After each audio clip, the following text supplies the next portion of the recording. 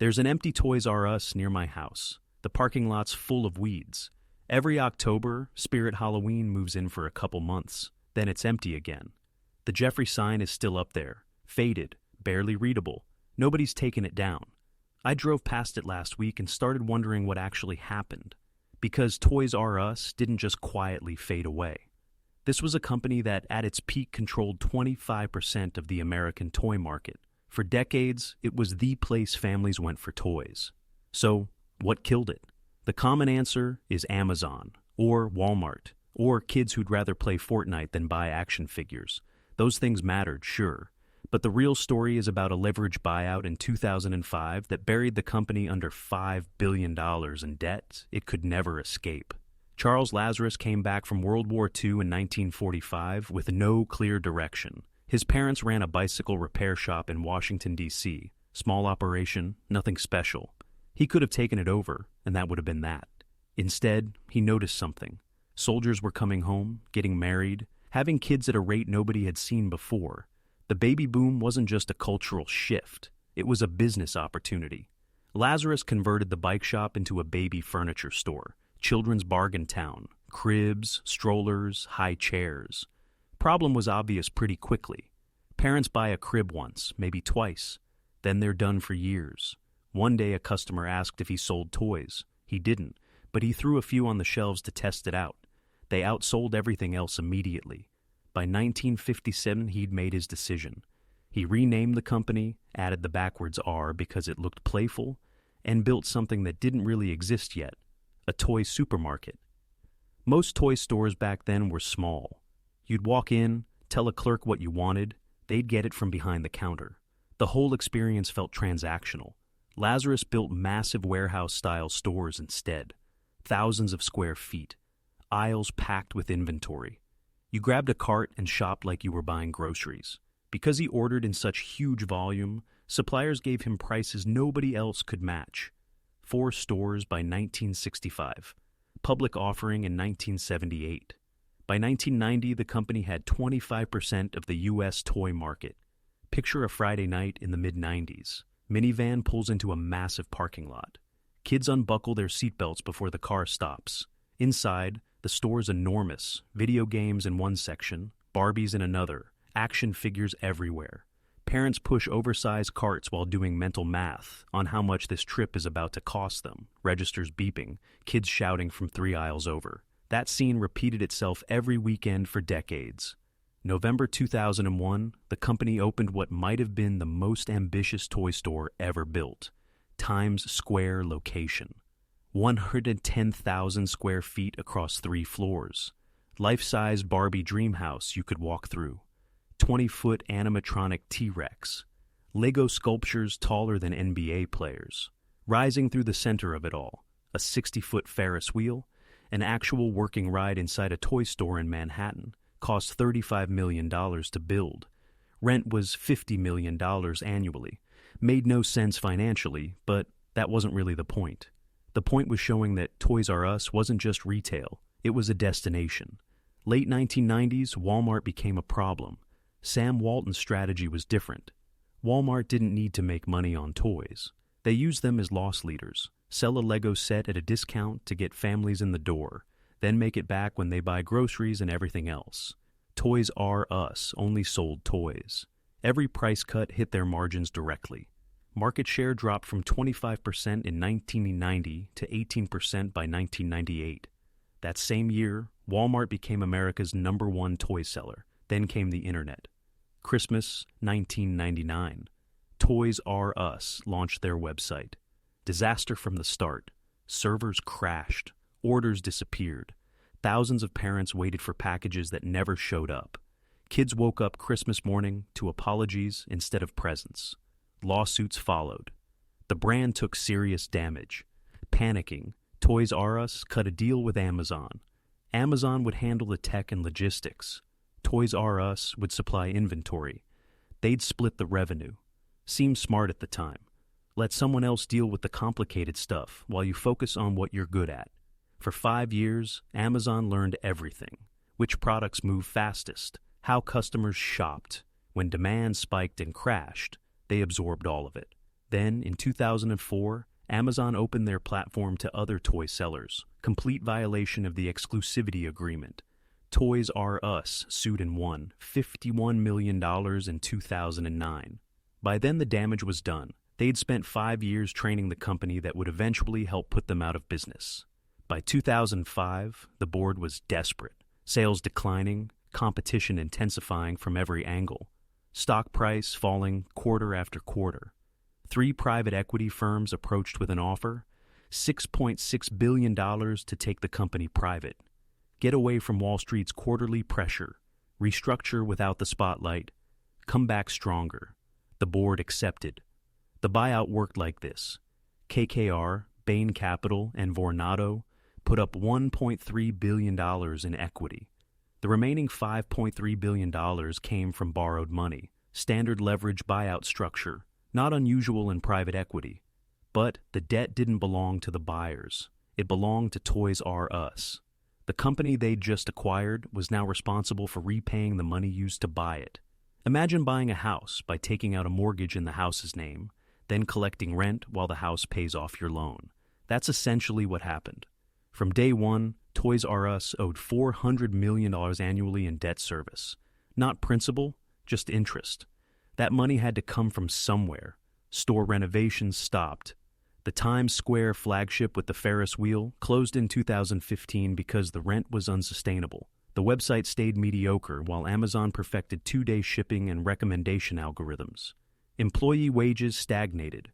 Walk into a ToysRUs around 2015 and the decay was obvious. Fluorescent lights buzzing. Shelves with gaps where inventory should be. Worn carpet in high-traffic areas. Meanwhile, Target redesigned their toy sections with bright colors and interactive displays. Walmart kept undercutting on price. Amazon delivered to your door without you leaving the couch. ToysRUs couldn't invest in competing because every available dollar went to interest payments.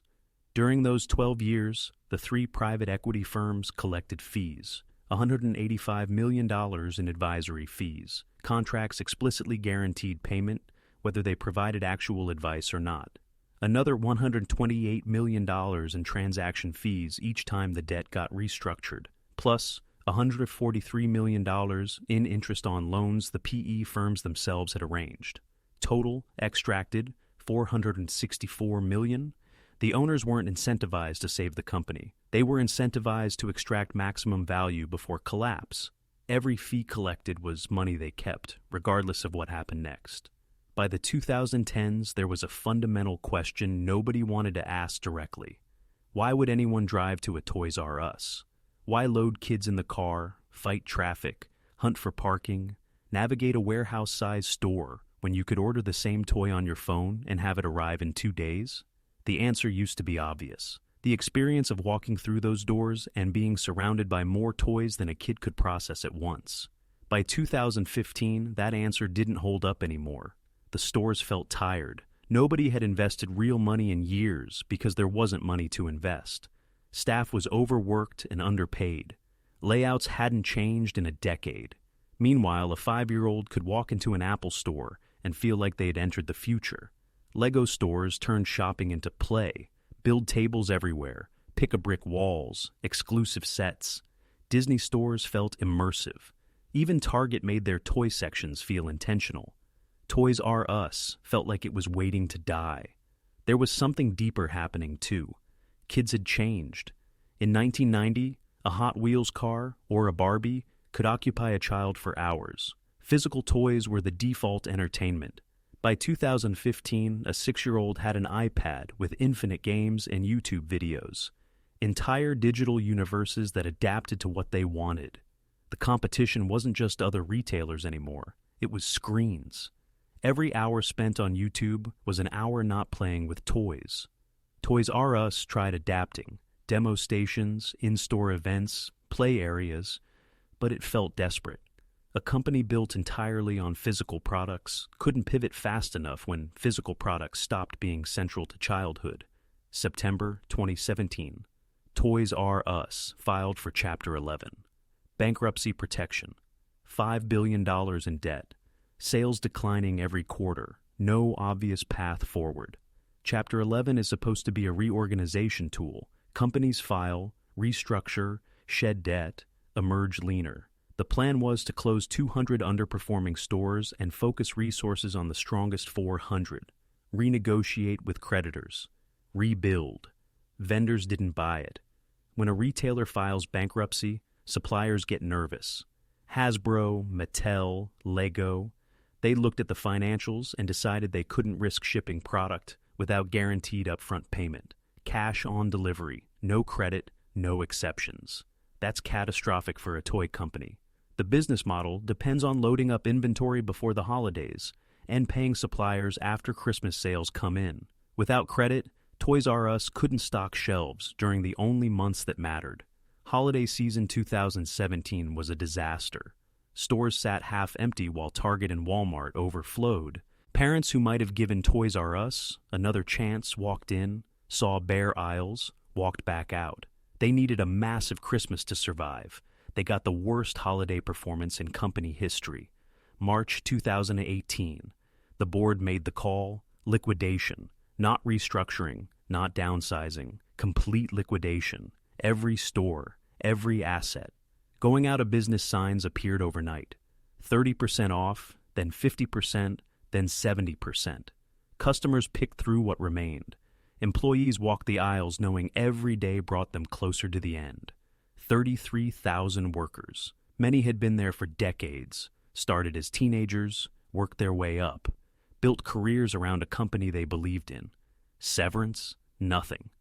Bankruptcy meant no money for payouts. After months of public pressure, protests, news coverage, congressional hearings, KKR and Bain agreed to create a hardship fund. $20 million split among 33,000 people, roughly $600 each. Less than 2 weeks' pay for people who'd given years to the company. The same firms that extracted $464 million in fees contributed $20 million for the workers. 1 week after the liquidation announcement, Charles Lazarus died. 94 years old, respiratory failure. He'd been declining, but people close to him said the news about the company broke something in him. He lived just long enough to watch his life's work liquidated. 1530. What's left? Drive through any American suburb and you'll find one. The building where ToysRUs used to be. Some got converted. Furniture stores, fitness centers, occasionally a grocery chain. Others just sit empty. Weeds in the parking lot, faded signage nobody bothered removing. For lease. Banners hanging so long, they're starting to fray. Spirit Halloween takes over some every fall. A temple to childhood wonder becomes a warehouse for cheap costumes and fake cobwebs for 8 weeks a year. The brand isn't completely dead. There have been revival attempts, partnership with Macy's for mini shops inside department stores, pop-up locations around holidays, a website that technically exists. None of it feels real. It's a ghost wearing the skin of something that used to be alive. 84 million families made annual trips to those stores. 3 generations of American kids experienced overwhelming, impossible choice under those fluorescent lights for the first time. First taste of wanting something badly enough to beg for it. First lesson that the world contains more than you could ever have. All gone. Not because kids stopped wanting toys. Not because Amazon was inevitable. Not because retail is dying. Gone because 3 private equity firms found a way to extract $500 million while loading a 70-year-old company with debt it couldn't survive. Debt eliminates options. Every dollar ToysRUs owed was a dollar they couldn't spend adapting. $400 million annually in interest could have rebuilt stores, fixed the website, matched Amazon's prices, trained staff properly. Instead, it went to creditors. 12 years of that left nothing when they finally needed to fight. The bigger lesson goes beyond business. Places we love aren't permanent. Toys, R-Us, felt eternal. It was there when you were a kid, when your parents were kids. You assumed it would be there when your kids had kids. That permanence was illusion. The company existed as long as the economics worked and as long as the people controlling it decided keeping it alive was more valuable than letting it die. Charles Lazarus spent 70 years building something that brought joy to hundreds of millions of children. 3 private equity firms spent 12 years draining it. There's a kid somewhere right now who'll never understand what got lost. Someday you might try explaining. There used to be this massive store just for toys. They had a Ferris wheel inside one of them, an actual Ferris wheel. I used to beg my parents to take me every weekend. They'll nod politely. They won't get it. You can't show them the magic when the magic doesn't exist anymore. What's left is a faded giraffe on the side of an empty building, smiling at a parking lot full of weeds. Maybe you'll drive past it sometime and remember what it felt like to walk through those doors when you were small enough to believe the world was full of wonder. That feeling was real. The place that created it wasn't built to last.